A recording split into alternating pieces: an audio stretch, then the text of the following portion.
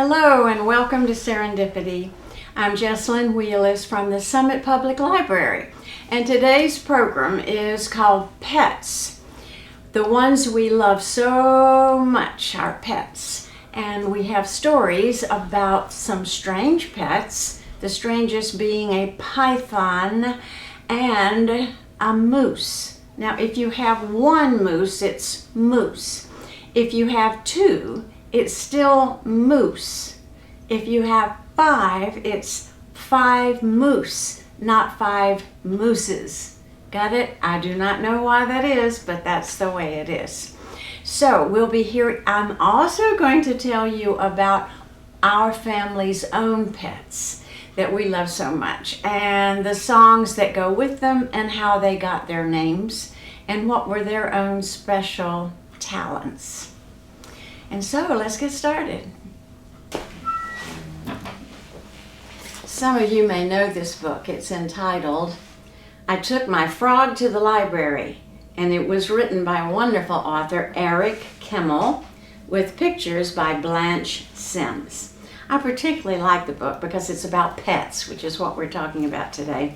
And it's about the library, and I love the library. I took my frog to the library, but he jumped on the checkout desk and scared the librarian. I took my hen to the library, but she laid an egg in the card catalog. Ah! I took my pelican to the library, but he hid the dictionary in his pouch and no one could find it. I took my python to the library, but she shed her skin all over the picture books. I took my giraffe to the library, but he tried to read over everybody's shoulder. I took my hyena to the library, but he laughed so loud during story time that nobody could hear the story. I took my elephant to the library. My elephant is very well behaved. She stacked her books neatly on the checkout desk. She asked the librarian's help when she needed it. She listened to the story and laughed in all the right places. But my elephant is very big. So big. So big. So big. She wrecked the library. The librarian said, Bridget, you are always welcome in the library. But the next time you come to the library, please leave your animals at home. So now, whenever I go to the library, my frog stays home, my hen stays home, my pelican stays home, my python stays home, my giraffe stays home, my hyena stays home, and my elephant reads to them. And that is the story of I Took My Frog to the Library. The title of this book is Too Many Moose. Martha's moose is so marvelous she must have more. Story. The words were written by Lisa M. Bakos, and the pictures are by Mark Chambers.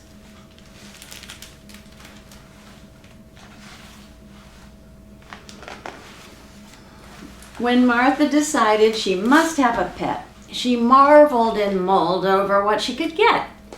But much of the choices made Martha quite glum. Instead of magnificent, most were humdrum. And just as it seemed like it might be no use, she made up her mind that she must have one moose.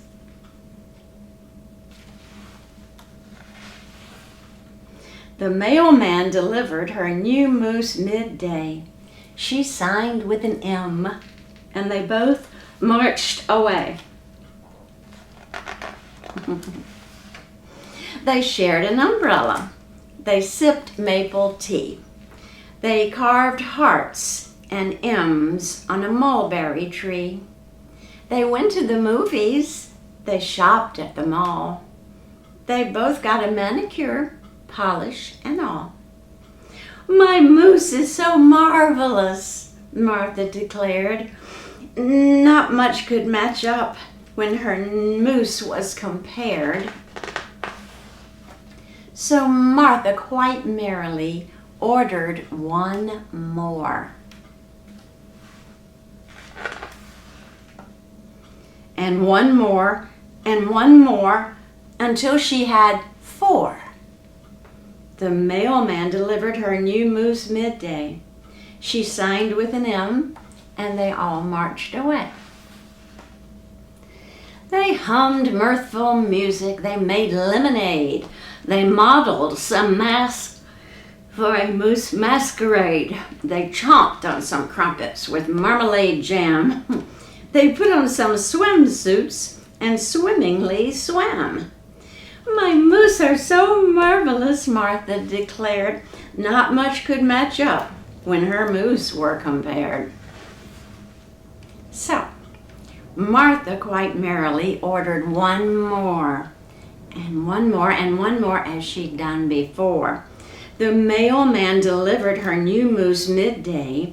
She signed with an M, and they all marched away.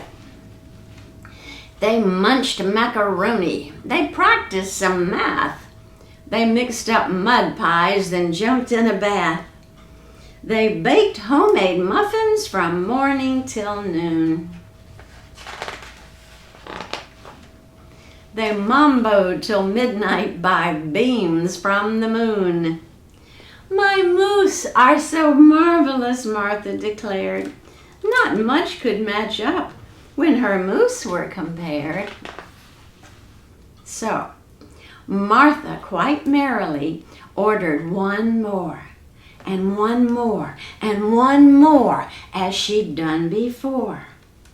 The mailman delivered her new moose midday. She signed with an M, and they all marched away. "The more moose, the merrier," Martha exclaimed. "There's much more to moose than the catalog claimed." Seems Martha was smitten. What marvelous luck! Till one day, most all of her moose ran amok.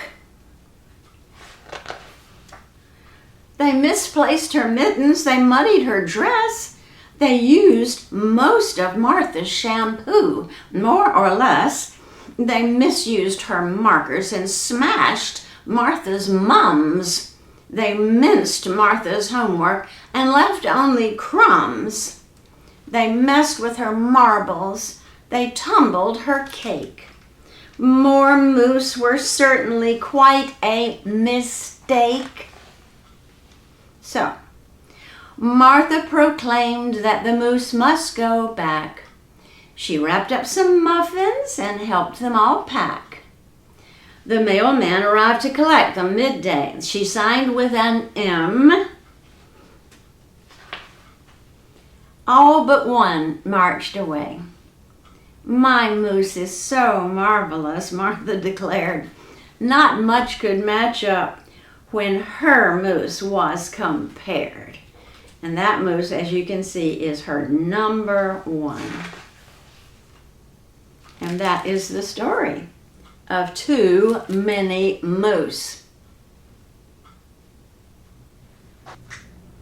Since our program today is about pets, I would like to share with you something about our pets, our family's pets. The first one I'm going to talk about is a cat, and we named him Edelweiss. And the reason was there was a very nice song called Edelweiss, and Edelweiss is a little white flower.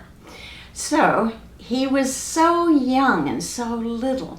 He was shy around me, and he would kind of hide.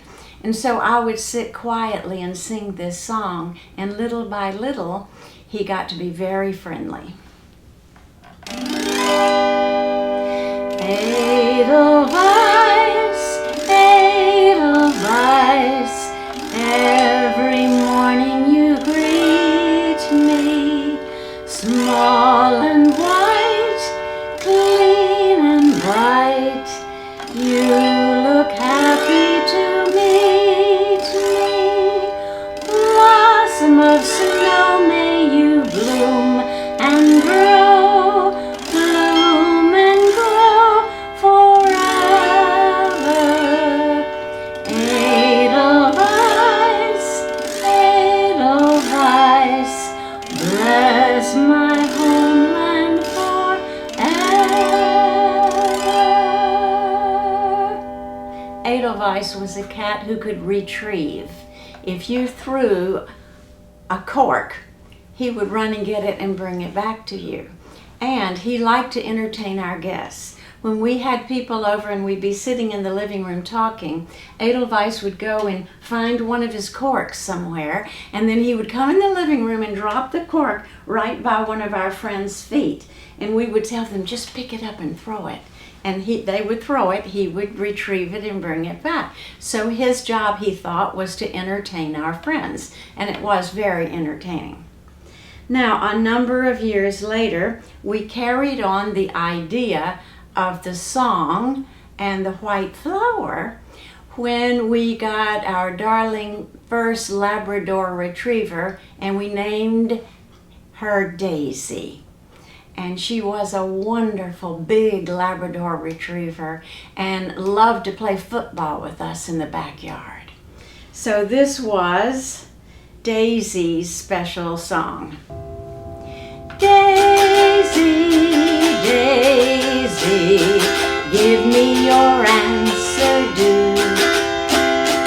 I'm half crazy, all for the love of you. It won't be a stylish marriage, I can't afford a carriage, but you'll look sweet upon the seat of a bicycle built for two. And the daisy is a white flower, and that's the song. Now, years after that, we got our darling second yellow lab, Lily. And we named her Lily because a lily is a white flower. They come in other colors, but lilies can be white. And we have a song about Lily. And I want to tell you that before I sing the song, Lily was an actress. And she was in the musical Annie twice. Once at the Summit Playhouse here in Summit, and once in Edison at a private school. And she did a wonderful job as Annie's dog Sandy. And this is her special song. And when we sang this song to Lily, we would call her Lily Louise to make the song work. Every little breeze whispers Lily Louise. Birds in the trees twitter Lily Louise. Each little rose tells me it knows I love you, Lily Louise.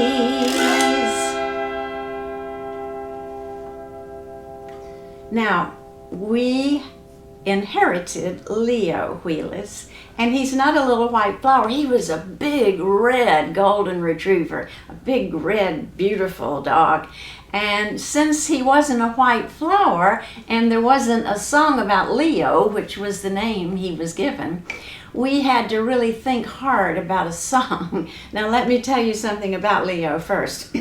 He was so affectionate. He loved us so much. And when he first came to live with us, he weighed 90 pounds. That's a lot. And he used to sit on my lap. That's what he liked to do, sit on my lap. And as time went along, if we were watching television, he would come up on the couch and put his head in my lap or put his head in Ben's lap. He was a very loving dog. And so we took a song from the movie Snow White and the Seven Dwarfs. and attempted to make that into Leo's special song. This is the song. Hi-ho, hi-ho, Leo, Leo, Leo, Leo, is off to walk we go, with Heidi-hi and Hody-ho, Leo, Leo.